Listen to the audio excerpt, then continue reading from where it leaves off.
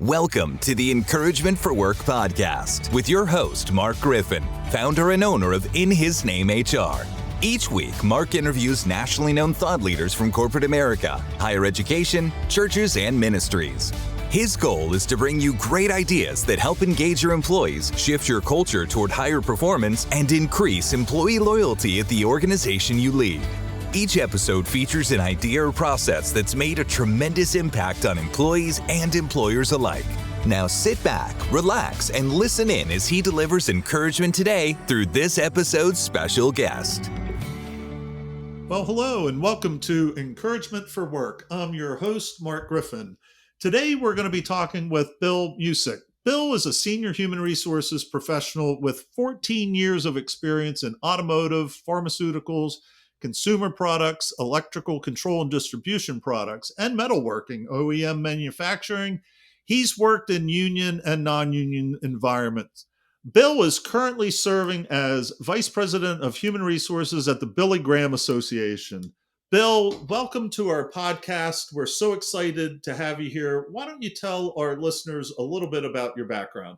Well, thank you, Mark. It's great to be here today, and I'm excited to tell you a little bit about what the Lord's done in my life and how He's used my career and work in His kingdom. And it all goes back to how I got in HR and human resources. And I'll tell you, I got into human resources completely by accident. The way I worked my way through school at a manufacturing plant in Clemson, South Carolina, and I went to school during the day and worked full time at night. And that's how I paid for my education. I worked all day and then worked all night. And as I was approaching my senior year of college, and I started looking for a job that worked on day shift. And I've been on second shift for a number of years, and I was looking for a day shift job. And that was the most important thing to me. And back in that day, whenever there was an opening at a manufacturing plant, they put a sheet of paper on a bulletin board that said, notice of job vacancy. And it just so happened that about 3 weeks before I finished my senior year of college, a job came open that said personnel administrator.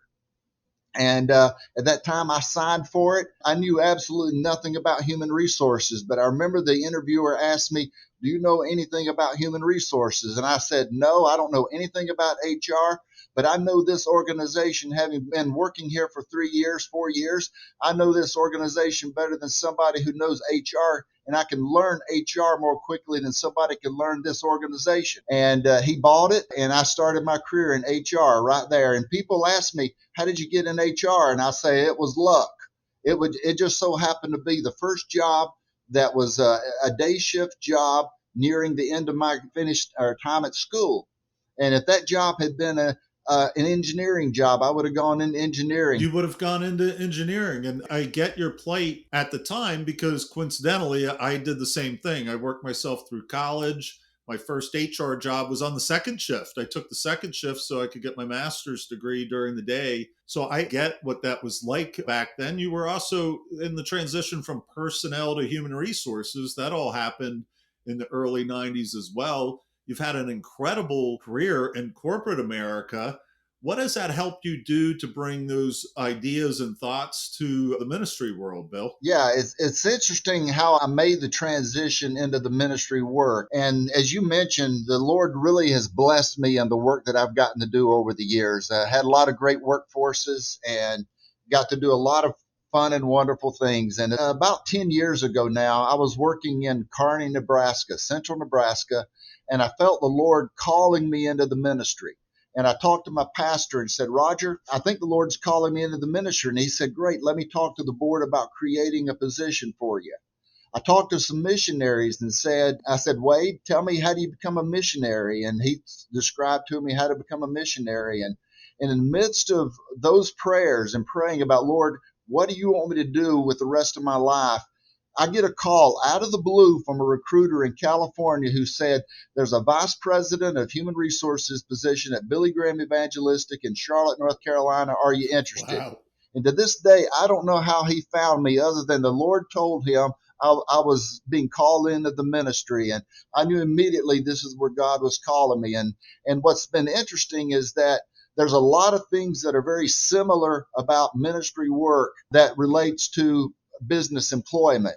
But in the business world, there's a lot of differences. And I've seen that the biggest difference between ministry and the business world, and when it comes to employee conduct, in the ministry world, we care about employees, their behavior anywhere, because their behavior is a reflection upon the Sure. ministry Of the itself. organization when they're outside. Yes, Absolutely. exactly.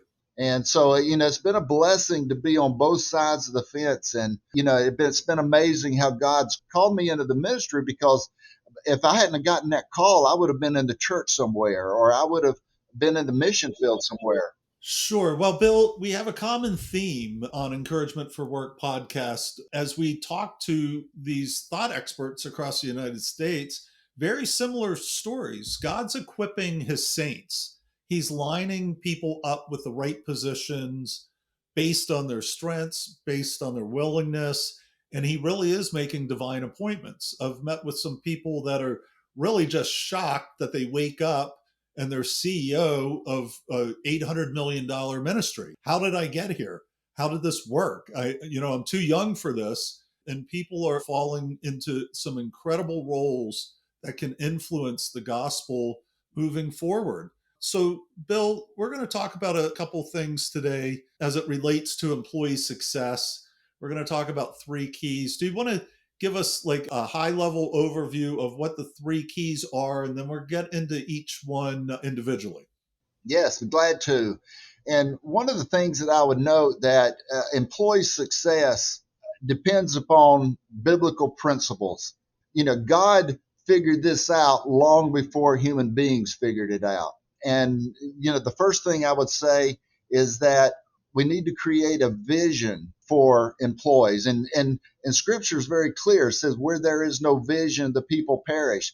And that same principle applies to workforce management, because a good leader will create a common goal for employees. So in other words, whatever's important for the organization, whatever's important for the business, whatever's important for the ministry, that supervisors and managers create a vision for each of the employees to how they contribute to that goal.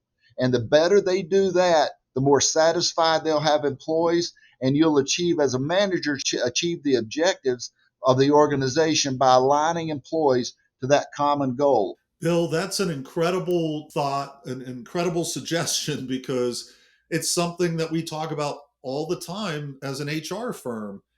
God blessed me by giving me some experience working with the Gatorade division of Quaker Oats. And the vision for them, for the Gatorade, was to be the number 1 sports beverage. Well, if you drop back to the early 90s, there wasn't even a sports beverage out there. Gatorade was coming out new. They wanted to be number 1, but they declared it, and they got all the employees on all 3 shifts excited. Let's be number 1. They brought in Michael Jordan and NASCAR and everything else.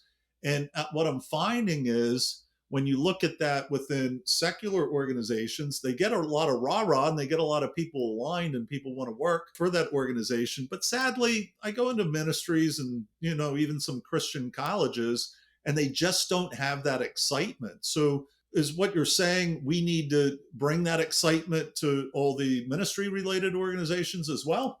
Oh, we need it across the board, either in ministry or the business world. And the interesting thing about ministry work, and hopefully in ministry work, that there is a mission for the ministry. Each ministry should have a clearly defined mission that establishes what kind of expectations, what is that common goal for that ministry. Businesses do it with Gatorade, as you described. Yep. We want to be the best in the world, or I'm going to return shareholder wealth, or I'm going to create a no defect production line.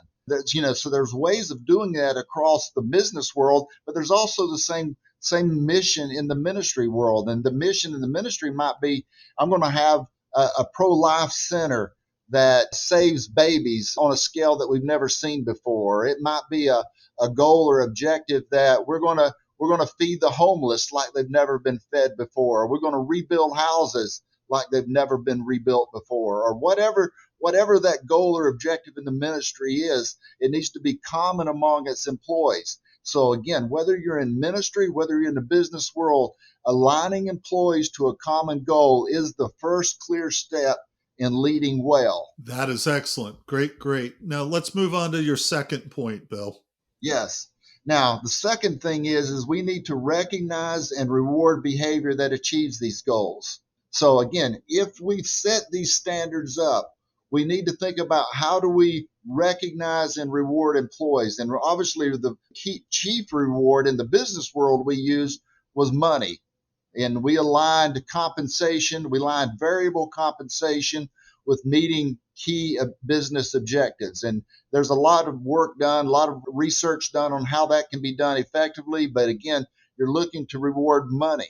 Now, in the nonprofit world, in the ministry world, money's not quite as easily given out for these kinds of things. So it's a little more incumbent upon managers and supervisors to find creative ways to reward and recognize employees for meeting their objectives. Exactly. So, Bill, I need to pause you for a second. So, are you saying that you're familiar with the term key performance indicators, correct? Yes, absolutely. Okay. We use key performance indicators in business all the time: safety, productivity, return on investment, all types of KPIs. You have those experiences, right? Absolutely.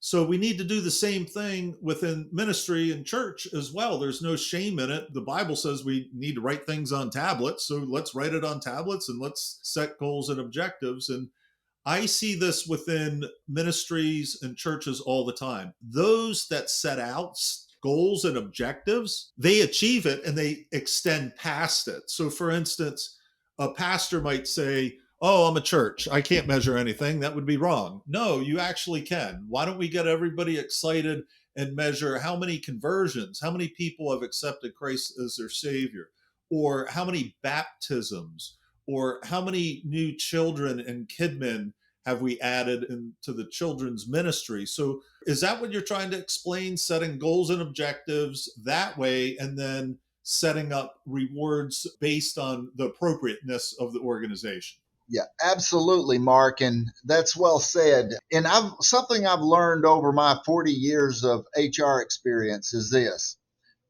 almost every job can be broken down into some form of metrics Thank you. that can be measured, can be improved, and then Yep. can be rewarded and recognized. Exactly. And, I deal with, let's say an accounts payable clerk or a youth pastor somewhere. That job, we're paying that person money. In exchange for that, we're expecting certain results, and they can be reduced down to KPIs, as you've described, key performance indicators. Sure. What makes that trade for good work? What makes the trade? I give them money, they give me performance. And what makes that a good transaction? A good transaction is a key performance indicator. And every job can be broken down into how good do they have to do the job? How well? What kind of qualitative standards are based on that job? And then secondly, what can we do? How much of that job needs to be done? What kind of productivity is expected, required of that job? Exactly. Yep. You're in light company, Bill. I manage from the same philosophy. Everything's measurable. And if it's not measurable, sometimes we have to question why we're doing it. So, with that being said, let's talk about your third point. And you want to share with the listeners on what that is. Absolutely. The third point is that employees need to feel that you have their best interest at heart. Now, in the business world, one of the reasons I succeeded and I was able to have many difficult conversations with employees is because they knew in the end that I cared about them. I cared about them because of the love of Christ in me. But although I didn't always share the love of Christ, I lived the love of Christ and displayed it because I cared about them as a person. And I had a person tell me a year or two ago that I had to let their employment terminate. I terminated their employment 10 years ago, and he came back to tell me, he said, "I've been fired several times, but I want you to know that you did it the best I've ever been because I felt like you really cared about me." And it's a lot easier to make really hard decisions when employees feel like you care about them. Exactly. If you let somebody go and they're surprised, you're not doing it the right way, Bill. And, I just want to kind of end it on this note for our listeners. Somebody asked me last week what, some of the keys to success are. And I really believe the keys to my success in the last couple of years is really concentrating on how do people feel when they walk away rather than what I'm saying? So, in other words, people will always remember the way they feel when they walk away from the conversation. But studies have shown more than likely that they're not going to remember what you said. So, why don't you posture the way that you're asking people with love and kindness and get them going in the right direction with that care and also humbling yourself? Hey, I'm a Christian, but I do make mistakes. So help me navigate my relationship with the Lord and keep me in check, humbling yourselves with your employees. So, Bill, you've been an incredible guest. You've really shined a lot of light on some really key terms we've been trying to get in front of our audience. With that being said, would you like to add a few thoughts before we close? Yeah, I would like to just share with you something that I've learned over my 40 years. And what was interesting is that I told you at the beginning that I started out in human resources because of luck.